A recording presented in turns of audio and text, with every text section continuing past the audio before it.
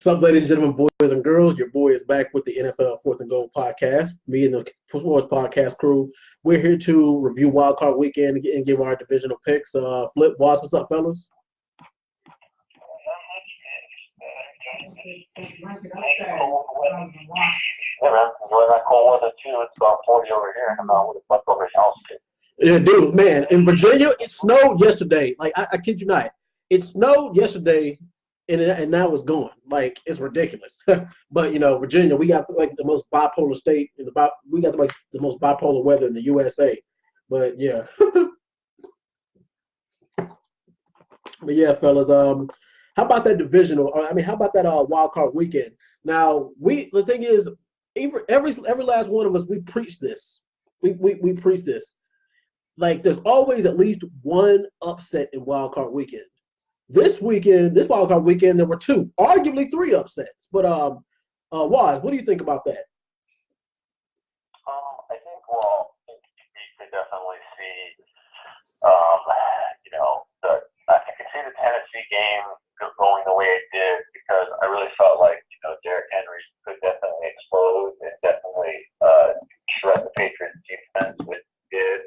And I felt like Tannehill could be maybe confident enough. Mm-hmm. The only reason I was kind of picking the Patriots was just, They're the Patriots. Yeah, exactly. And the fact that they're at home. But if you take away the jersey and you just have them play, if you just put them on paper, like you could argue that you would probably pick the talent and everything on the Titans side. Yeah. But realistically, oh yeah, and just a quick thing. Mike Vrabel is a freaking G. He played that game like a pro. He coached it like a pro.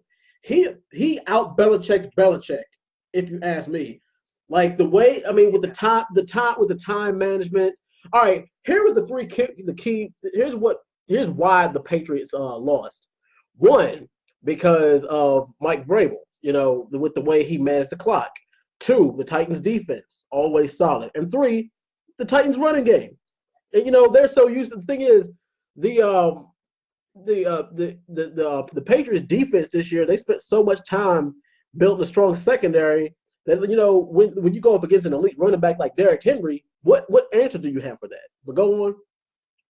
Yeah, no, they didn't. And the Patriots just did not have the talent on offense to even give themselves a fighting chance. It was close, but Tannehill made a couple of plays late to keep the drive going and for them to run the clock out, to run the clock down really, really low. And you're right. Vrabel was really, really good in that game in terms of the stuff he was doing. Taking the penalties to help run the clock down a little bit, and then it was just it was a really interesting sequence when he took the delay of game or false start, I think, and then Belichick took a penalty, and then they gave Vrabel the opportunity to do another penalty and to eat up more clock. It was very that whole sequence was very odd, but it was very interesting, like chess. Yeah, it was chess. Yeah. But and besides, their punter was going to pin him deep anyway. So it's like, well, would you rather give your punter like more room to work with? Take a 15-yard penalty or take a 10-yard penalty, so that way you can give your punter more room. It's a smart move. That was the same thing Belichick did to the Jets, right? Yeah. Yeah, so that was some petty stuff. Yeah, it was. But it was smart though. It's genius. But see, here's the thing: like you have to take. The thing is playoff football, man. You got to take a risk like that, especially against the defending champs. Oh yeah, for sure. I thought it was petty, but it was like a funny petty. Yeah. You pulled this off against Belichick, who was just doing it against the Jets. Yeah. It was like a fun thing to do, but now he's getting used against them in the playoff match. Very decisive playoff. Yeah. A lot of people were saying that. Yeah, and a lot of people were saying that on paper, like defensively, it was a bad matchup for Tom Brady and the Patriots offense. Yeah, you could say that. I think any team at this point is defensively a bad matchup for them. Yeah. Now, anything. They're just dead in the water when it comes offensively. Like they need help on the special teams. They need help on the defensive side. It's just I'm not sure what's going to happen. Going forward to this team, like they don't typically get big time free agent receivers. I just don't not sure who they're going to pick up in the offseason. So they kind of have to do it again in the draft. But they're not really successful in drafting offensive weapons that withstand and stay long in that team. I'm just not sure how the makeup of this team's going to look like going forward. Yeah. Especially with the possibility that Brady might not come back. Right. Now, as far as the Bills and Texans game, that game went kind of the way I expected it to go, like kind of a back and forth kind of thing. Well, actually, the Bills defense did a damn good job of containing Watson and just controlling the clock. They did a damn good job of that. Now, their offense wasn't the best. Like the Bills' offense wasn't really the best. They did enough to get the job done for the first three quarters. But thing is, I feel like their offense ran out of gas. As the defense, they did their work, what they were supposed to do. But I mean, Deshaun Watson, he's a freaking magician. Like he is clutch. If anything, we'll see if he can do that against Kansas City. But Flip, your thoughts on that game? It was a close game. I thought the Bills were going to run away with it. I think they should have. But, Nah. I mean, Josh Allen he made rookie, but the thing is, Josh Allen made rookie mistakes. You can't really get mad at him. I mean, rookie mistakes is one thing, but he made a horrendous couple of drives. Oh God, yeah. But thing is, when you got the linebacker core all hawking you down, come on, he lost like 35 yards on 2 drives, didn't he? Yeah. Damn. Yeah, you're pretty sure. Yeah. I think he's knocking out a field goal range. Yeah, it was a 15-yard intentional grounding penalty, and then it was a 20-yard sack. Yeah, he can't be pulling that Matt Ryan shit out. No. It was horrible to watch. Shout out to J.J. Watt. He got a very important sack late in the game. Yes, clutch. Yeah, I thought if the Bills had come to get quarterback in that situation, they probably would have won that game. Mm-hmm. Yeah. I mean, Texas, shout out to the Texans. Sean Watson came up and he rallied them back in the second half and got the win. That game could have won either way. It was just a battle of defense that was fun. Yeah. All right, Waz. What's your thoughts, right quick, on the Texans and Bills game? No, just like what we were saying before, and what I kind of commented. I think it was going to be a close game, but ideally, what I thought was going to happen was Watson was going to make a play here and kind of pull the Texans to a victory, and that was what he did. He made a play, dodged near sacks, and hit the receiver who was able to take it far and get the yards after the catch, and that's the difference. Between Watson and a lot of other quarterbacks. There's only a few quarterbacks that could have been able to been mobile enough to make that play. So that was essentially what I thought was going to happen. I thought it was going to be close defensively. I wasn't sure how well Josh Allen was going to be able to perform. I'm sure Watson. I thought like Watson played a little bit better than I thought he might. I thought he might have a little bit more mistakes, but Watson was pretty clean in that game. So that team's good enough to play. The team was a pretty good team if he's playing clean, especially with J.J. Watt coming back. It's just a big thing for the whole team. So. Yeah. Now for the Saints and Vikings game, I'm going to go ahead and say it. The Vikings have the Saints number in the postseason. At least it seems that way. But the thing is, everybody questioned whether Kirk Cousins could get, could rise the occasion in the postseason, or whether he can really go toe-to-toe with an elite quarterback like Drew Brees. And he did. Now, don't get me wrong. Now, the running game for the Vikings did bail out a couple of times, as did a couple of key defensive plays. But, I mean, he actually went, punch for punch with Drew Brees. And the thing is, Drew Brees and the Saints have better weapons. They got Mike Thomas. They got Taysom Hill. That man can do everything, by the way. Who else they got? Yeah, you guys get my point though. I mean, you got a team that's an offensive juggernaut, and then you managed to take them to the limit. So well done. That I got that wrong. I got that pick wrong, but I'm not ashamed to say that I got it wrong. But yeah, Waz, what are your thoughts on that game, right quick?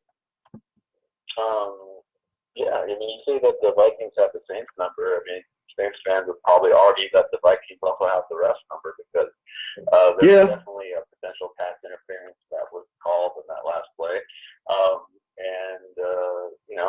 They have something else to grab about, but I feel like, the Vikings had a good lead, had a lead for a good chunk of that game, and Saints were able to tie it, but kudos to Kirk Cousins. He showed up in overtime and didn't give the Saints any sort of a chance to come back and for any magic to happen. They just went ahead and scored on that opening drive and sent them home.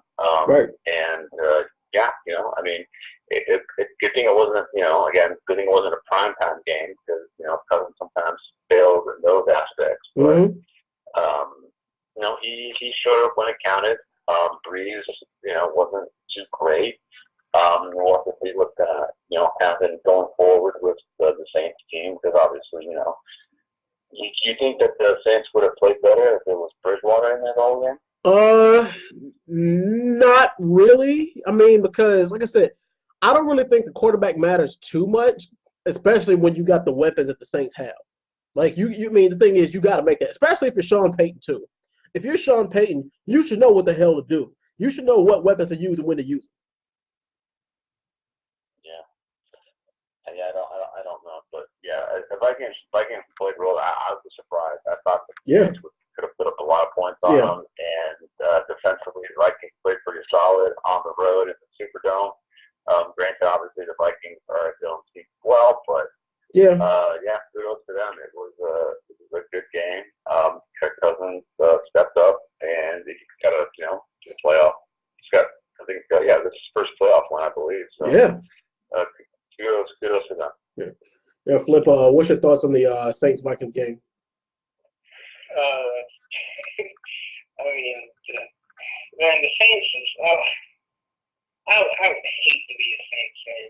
Yeah, because they get so close every year, and this is Drew Brees' last ride, sort of. I know exactly where you're going, but yeah, go on. I think, what was it? Kirk Cousins, Keith Keenum, and one more person that was trash. I forget, but it's like 3 years old. It's just, Sam Bradford. Yeah. No. It was Jared Goff. Oh, no, it was Jared Goff. Yeah, but Sam Bradford. But yeah. But yeah, it's just like, come on, man. It just like this should have been an easy game for that team. And if it wasn't an easy game, just I don't know, man. That fumble by Drew Brees, like that was really, really bad. Yeah. I mean, he still had a chance to redeem it. Question, actually, what do you guys think about the no call at the end? I thought it was fine because they were just hand fighting. It was inconclusive. Wasn't it inconclusive? Like, was there not enough evidence?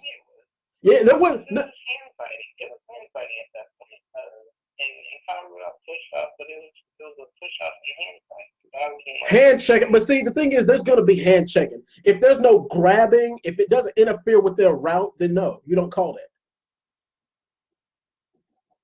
Yeah, it was hand fighting. I mean, I was on the fence about it, but I don't normally like them to do a penalty if it's close in that type of environment. I think that's definitely allowed. Mm-hmm. Yeah. All this talk about people saying about the Saints that they need to get the ball now and they need to change the rules in overtime. I hate stuff that happens every time the Saints lose the game. Right. The Saints have underperformed. Taysom Hill, he was out there balling. Oh God, yeah. And the thing, he's a backup quarterback, but yet the man can play 4 different positions. He's a quarterback / running back / tight end / wide receiver / special teams, I think. I don't know.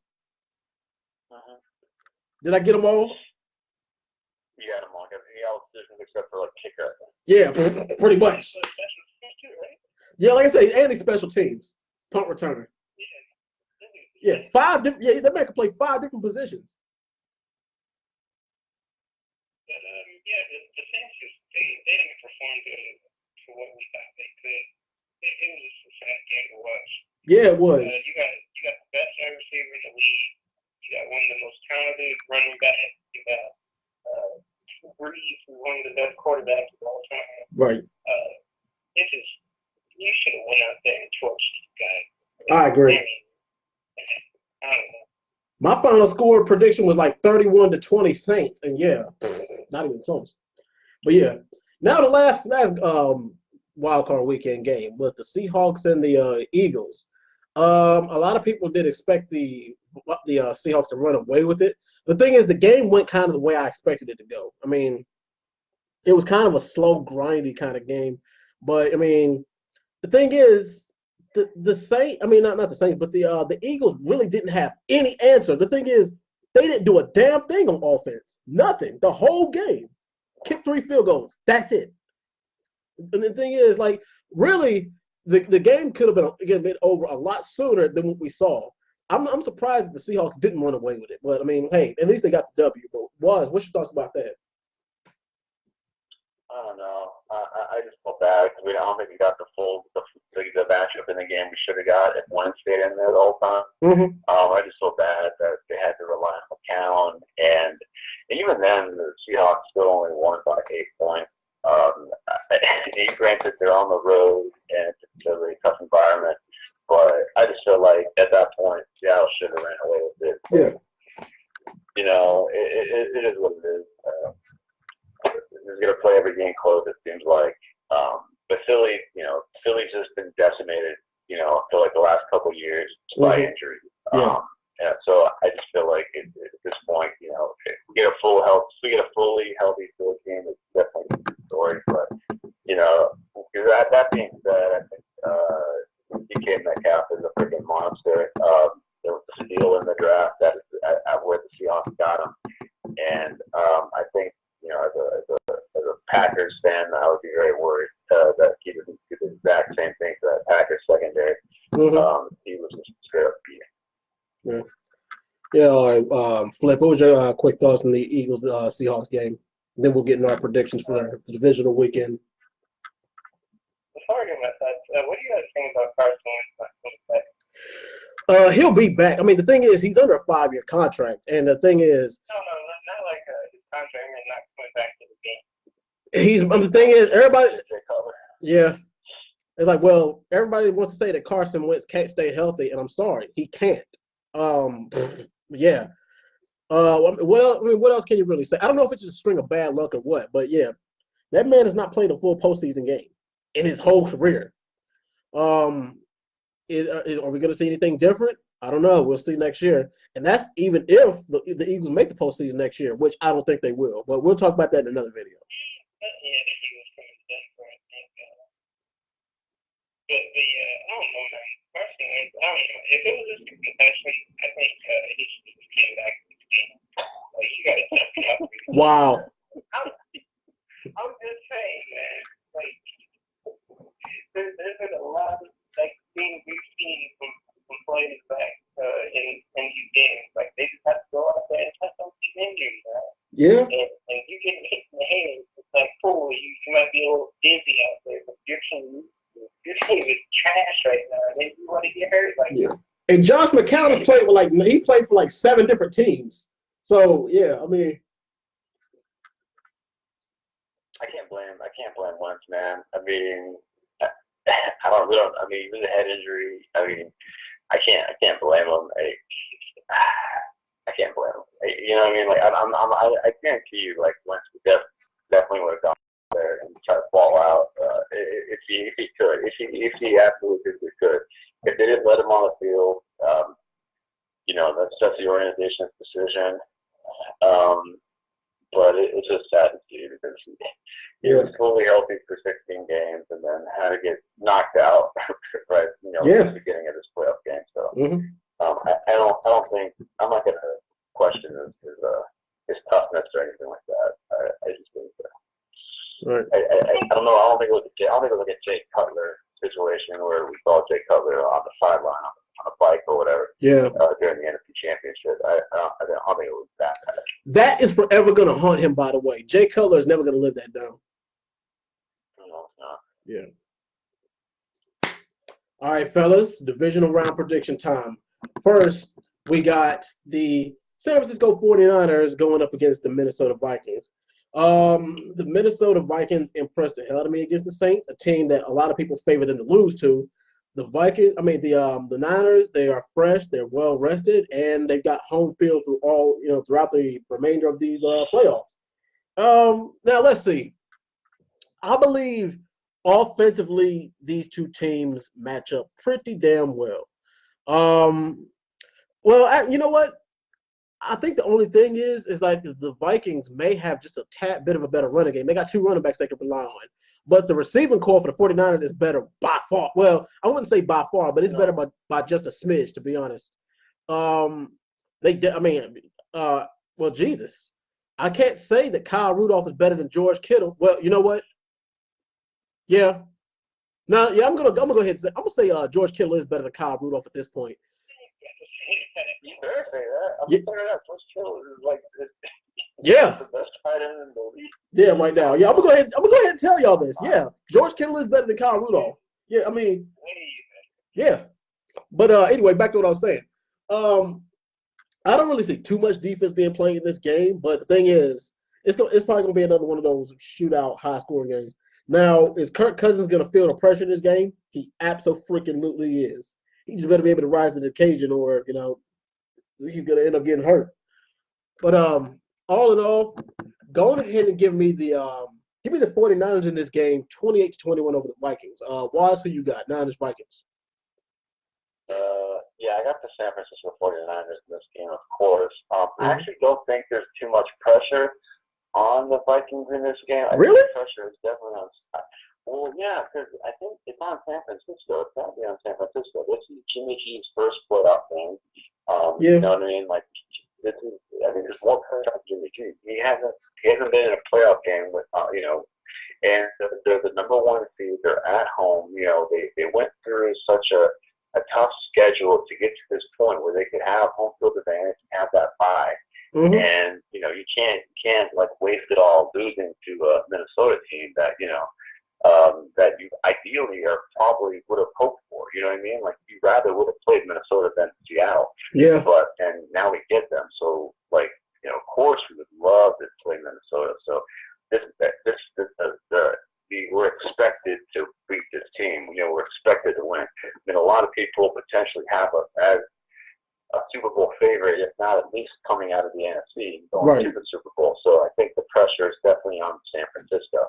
Now, that being said, again, Kirk Cousins is a little shaky. Even though he did play good in that overtime, he's still a little suspect in these big time games. However, this isn't a quote unquote prime time game. It's not a nighttime game. Yeah. So Kirk Cousins might still play pretty well as long as before the actual sun goes down, especially on the West Coast. Yeah. So again, it's going to be kind of early. However, I'm curious to see the health. Both Diggs and Thielen are dealing with some injuries right now, and the Vikings definitely need both of them if they want to have any shot. Dalvin Cook has played pretty well, but they can't rely solely on Dalvin. Kirk Cousins is definitely going to need his receivers there in order to stand a chance. I can definitely see San Fran putting points on them, but San Fran can beat you in so many ways. Mm-hmm. They got such a great running back by committee. There's so many guys that can just gas you. Breida, Mostert, Kevin Coleman. It's great. And then Kittle obviously is just a monster. So, yeah. I'm going to say I think Jimmy G has a pretty solid game. I don't think he makes any mistakes in this game. Granted, Vikings defense, it can be solid, and it's what they did to Breeze, so it's very possible they could possibly get to San Francisco. But I trust in Kyle Shanahan's schemes. I think he's going to put Jimmy G in the best position. So let me go with San Fran winning this game. I think they cover as well. I'm going to say San Fran wins this 35-23. All right. Got a sizable lead there. We'll see. Let's see. Flip, who you got? Vikings or 49ers?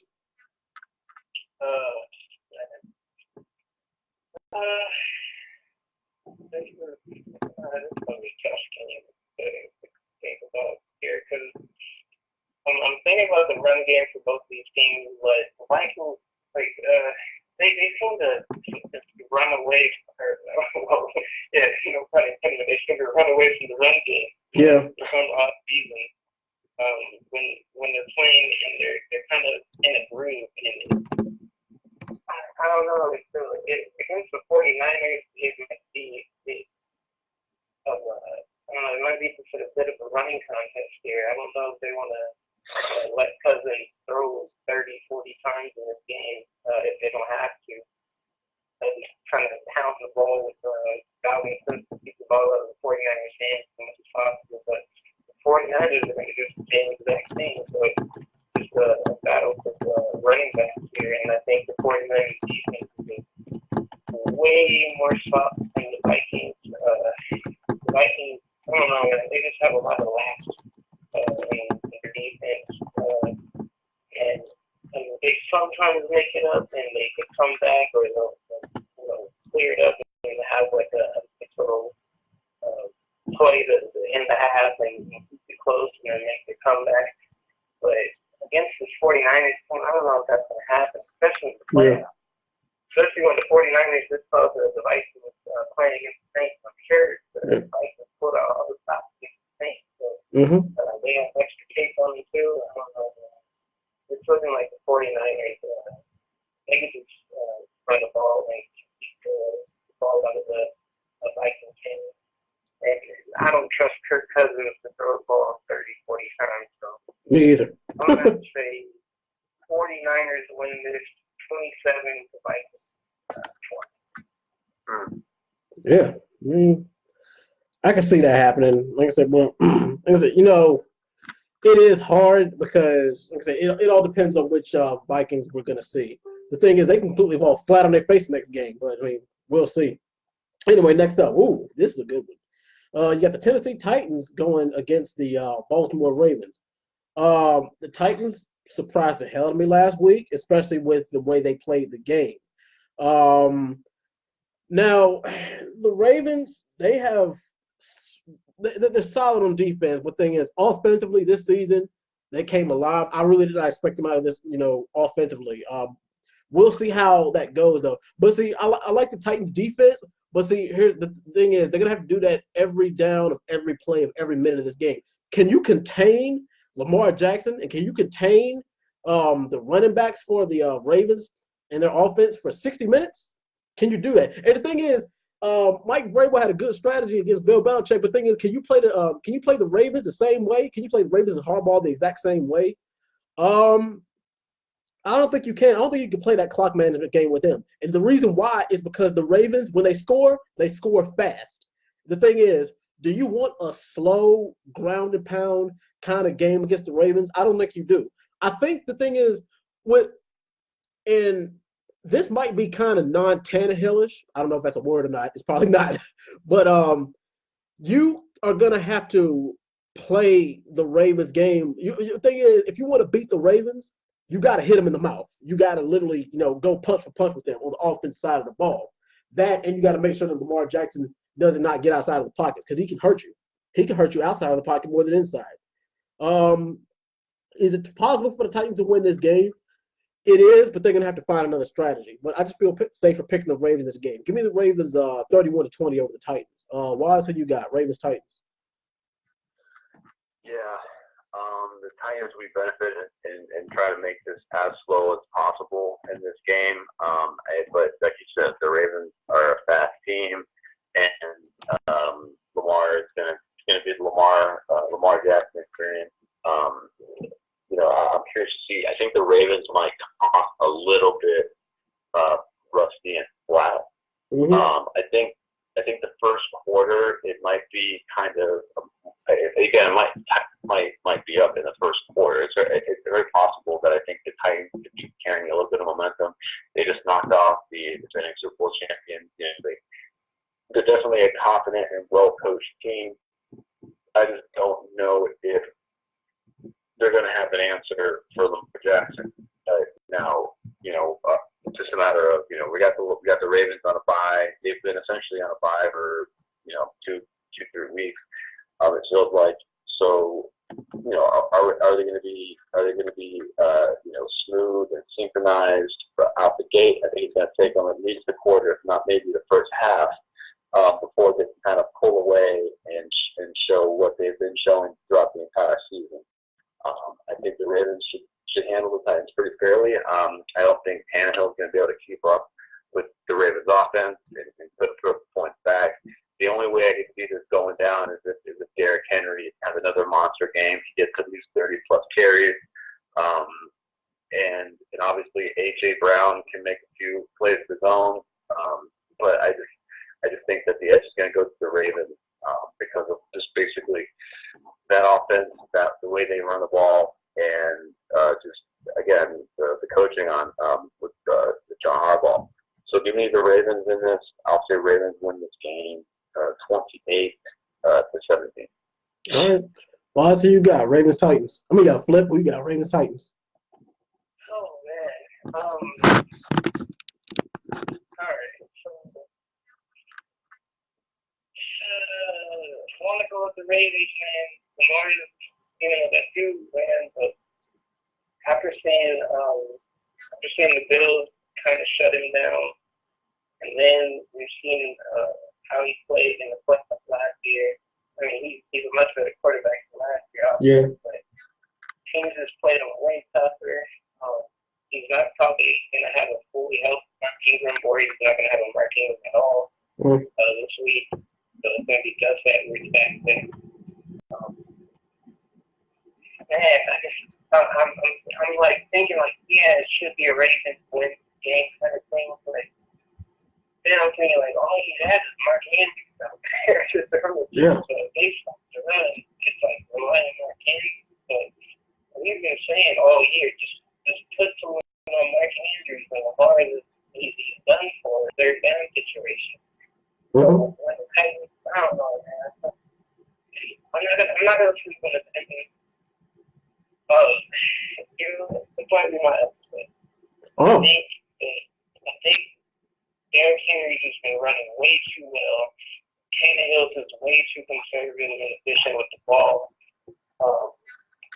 Things they're really clicking for that team. They found their groove. The Ravens coaching guys off in these games.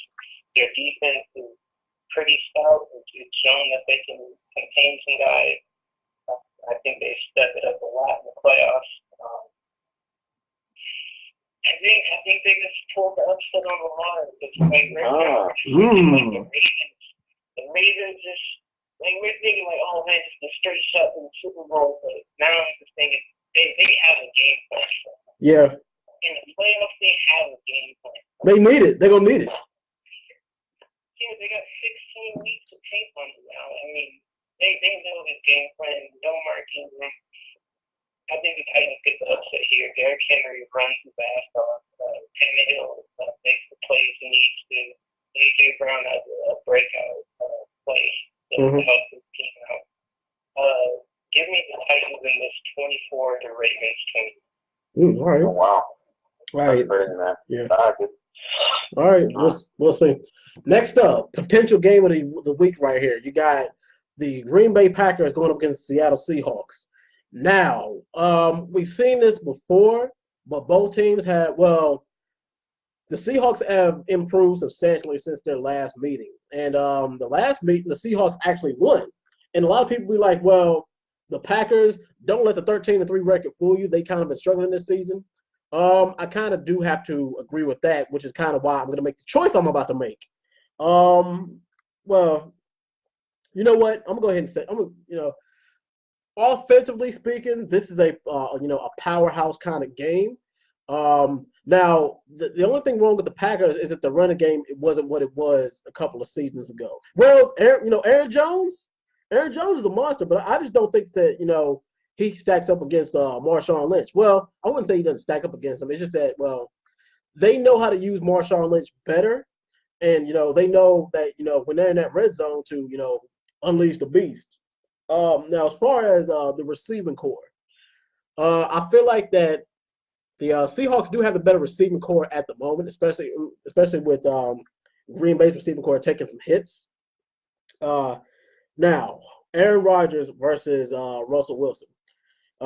You don't want to give Aaron Rodgers any kind of time. You got to pressure him. You really do got to get him outside the pocket. Now, Russell Wilson is a dual threat. I mean, if you get him out of the pocket, he can run. Now, mind you, you might be able to sack him for about a good 5 or 10 yard loss here and there. But other than that, that man is super slippery. I see this being a close game. I mean, I see both teams duking it out on defense as well. And it's going to come down to that last it might come down to that last 2-minute drive or whatever. Hopefully, I don't regret this pick because I was about to pick the other way around. But go ahead and give me the Packers in this game 23-21. I'm going to go ahead and tell y'all this right now. My original pick was Seahawks 24-20. That was my original pick. But I'm going to go ahead and pick the Packers 23-21 this time. Why? Who you got? Packers, Seahawks. Yeah, I think, I don't, for some reason, I really just don't trust this Packers team. Mm-hmm.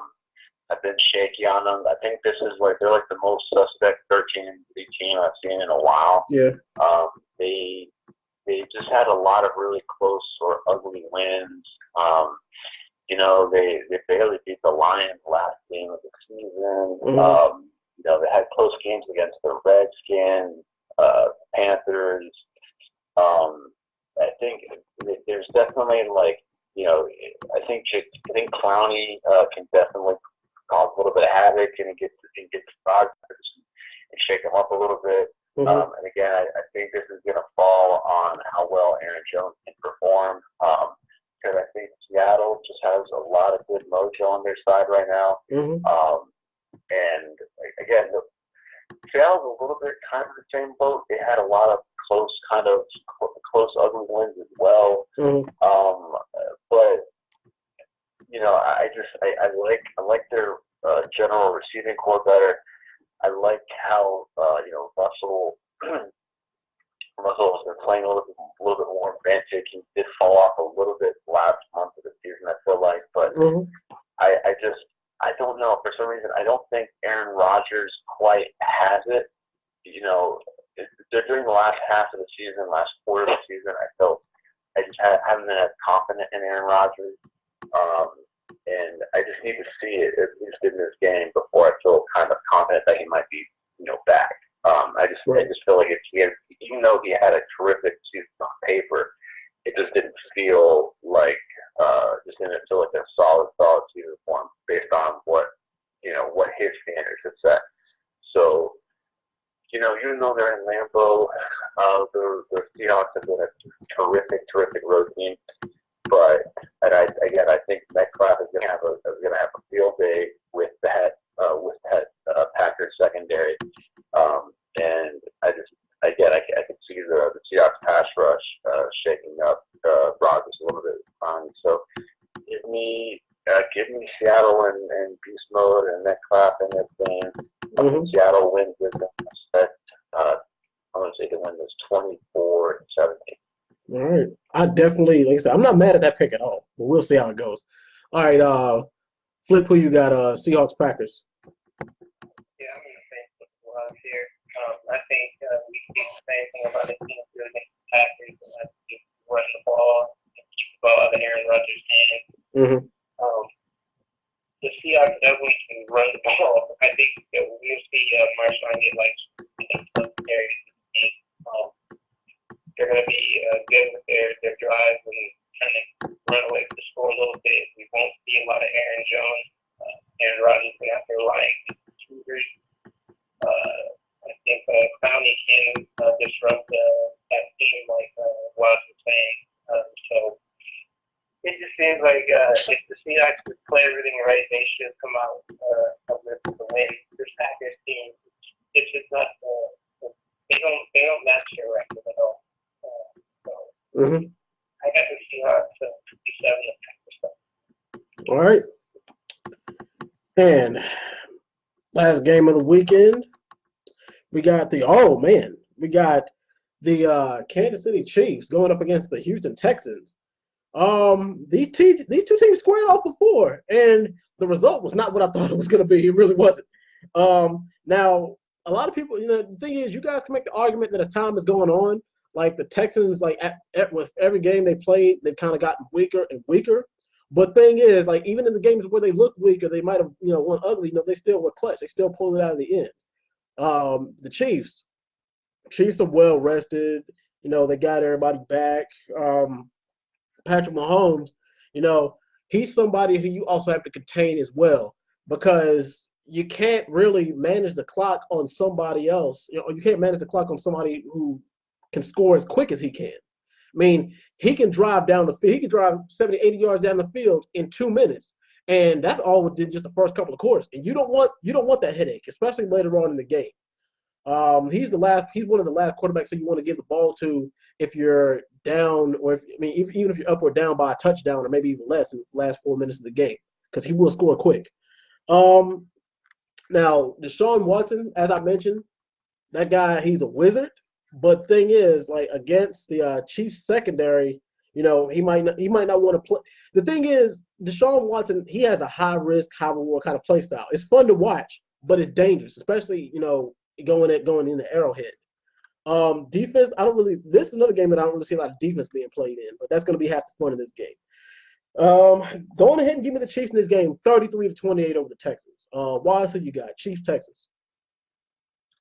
Yeah, I think it's going to be a high-scoring game. I think the Chiefs definitely benefited from getting that bye. I feel like they're a team that granted the Patriots just got the bye, would have been all for naught. The Patriots just don't have all the weapons there. But the Chiefs team that I feel like can benefit from the rest and capitalize because of the offensive pieces they got. Especially on someone like Mahomes, who has had some injuries during the course of the season. But I think the Chiefs have definitely come on and have been peaking during the last quarter of the season for sure. And I think this is the ideal matchup for them. I just think Houston, again, they are getting a lot back, but I just don't think Houston has legs defensively to stifle Kansas City. And offensively, yes, they got Watson, who's an electric player. They got Hopkins, but I just don't think they're going to be able to keep up with Mahomes, with Hill, right? With Kelsey. I think it's just a bad matchup. Again, unless Watson can run for at least 60 plus yards and a touchdown, throw 2 to 3 touchdowns, I don't see them winning this game. I think the Chiefs pulled away pretty early. I think this is potentially next to the San Francisco game. I think this could definitely be one of the blowout games over the weekend that we see in the divisional round. So give me the Chiefs the Chiefs win with 35-24. All right, Flip, who you got? Chiefs, Texans. The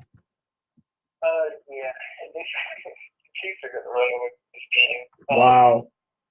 The Texans they start off slow, and we've seen in games that their defense has been able to keep them in it. You got the Chiefs, man. We got Damian Williams looking like he can actually make some plays in his running game for him now. Still got Kelsey. Tyree always going to break one eventually. It's just a matter of time with him. And against this Texans team, we've seen that teams can get open in coverage pretty easily. A lot of their games, they struggle offensively, and their defense saves them. And I just don't see it happening right now. I can't see Watson win a shootout against Mahomes. I don't know, man. just don't have any faith in this Texas team. Even with J.J. Watt out there, but I mean, he's Yeah. So I mean, he might make a play that makes him think like, oh man, the Texans will come back in this game. But I mean, the Chiefs pass rush is terrible. I mean, Frank Clark will get to Sean Watson, especially when he was standing there waiting to throw at the D-Hop for 5 seconds. So give me the Chiefs in this 30 to Texas 20. All right. Well, fellas, that'll do it for our divisional round predictions. You got any guys got any thoughts before we sign out tonight? Not a playoff thing, but where do you guys see a couple of these quarterbacks going? Tom Brady. Well, we got like Tom Brady, yeah. Mariota, Cam, Andy Dalton. We got a lot of quarterbacks looking for new homes and stuff. Even Drew Brees, retired, still didn't have a team. I think Cam stays. Cam's not going anywhere from the Carolina Panthers. They need. The thing is, if anything is obvious about this season, is that they need him. They better pay that man. Tom Brady. Tom Brady's got options. The thing is, he's 40. He's going to be 42. So, man, I think that he's in like the Peyton Manning stages of his career now. But let's see. A lot of people are talking about like he could go to the Chargers, which reminds me, Phillip Rivers. I think this might be Phillip Rivers' last ride too. It wouldn't surprise me if he retired in the offseason too. But I think most people. He said, yeah, but is he going to retire? No. Is he going to be a Charger? I don't know. I think they're set up. Yeah. But everybody else are pretty much staying. Well, look at who we got coming in the draft. Tua Tagovailoa said he said he's coming. He's going to skip his senior year and go to the draft, which to me is not a good idea. I think he should just stay one more year. Well, I think he might as well just cash in now. You know what? You're onto something, and better him get. Yeah. I think he's the top 10 pick even with the injury. Yeah, you're right about that. But yeah, we'll see about that. But yeah, that's my final thoughts. I mean, like I said, I think the only quarterbacks who are really going somewhere are Phillip Rivers and maybe Tom Brady.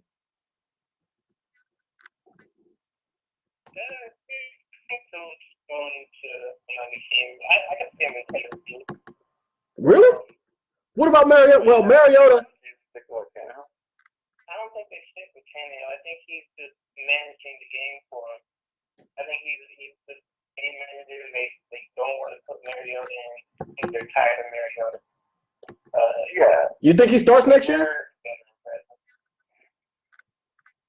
Mariota's gone, but I don't think Tennessee looks at Phillip Rivers and right now is like we are going to be a better team with Phillip versus what we've seen with Tannehill. Like you could think that Tennessee could have been like an 11-5 team if they had Tannehill the whole way. Like Tannehill just fits their system for whatever reason.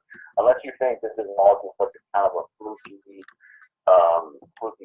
for Tannehill, like first year with a new team and everything kind of clicked.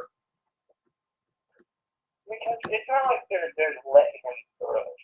I can understand just letting him just air the ball out. They could be maybe like 10 to 15, 18 throws a game. And then they're just relying on Derek on the ball. Mm-hmm. So when I see that, I'm thinking like, okay, yeah, Tannehill, he's doing his thing, he's clicking everything out, but we need, like, this is a temporary thing. We need another quarterback defense. Yeah. Oh yeah, and Big Ben said he's coming back next year to play out the rest of his contract with only 2 more years. But if you're the Steelers, what do you do? I mean, as far as a second string or a third string, do you put Duck in a second string? Do you put Mason in a second string? Or even when Big Ben is gone, do you stay with Duck or Mason, or do you look for another quarterback in the next 2 years?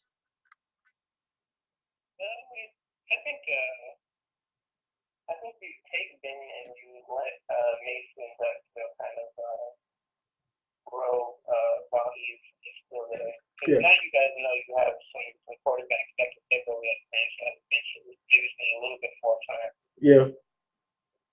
Because we're not. It's not like we're hurting for weapons, really. I mean, well, we got Juju and we got let's see, James Washington and Deontay Johnson. They both stepped up for us this year. And the thing is, we have as far as our running back situation is a revolving door. But thing is,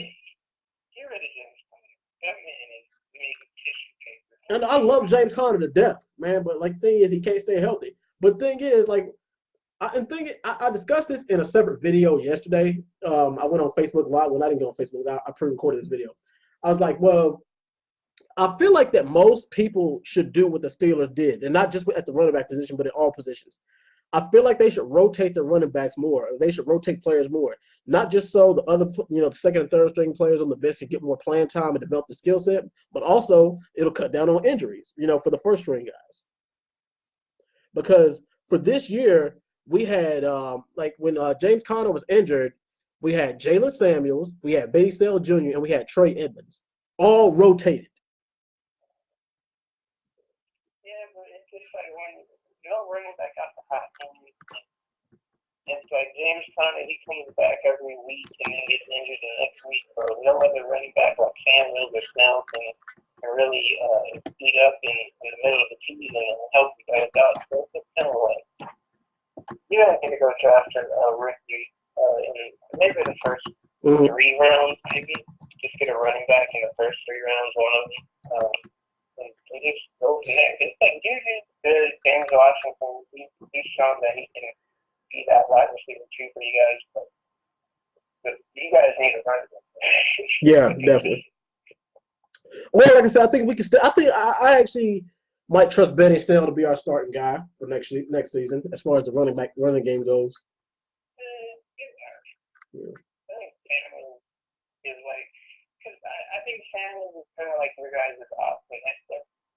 You guys just need a consistent running back who's healthy that can kind of like, that goal line back, that route.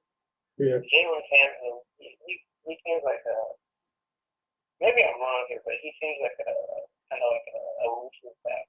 Something like that. Well, you can't really, but the thing is, you can't replicate what Le'Veon Bell did. Not even close. Yeah, I don't think that's evident. Yeah. At least not this year. I mean, at least not next year. Yeah. Well, fellas, I guess I'm going to go ahead and call it a night here. Thank you guys for watching on Facebook and YouTube also. And Flip, Wise, thank you guys for helping me host the show, man. I appreciate you guys, and we'll see you next week. All right, peace. Good night. Peace.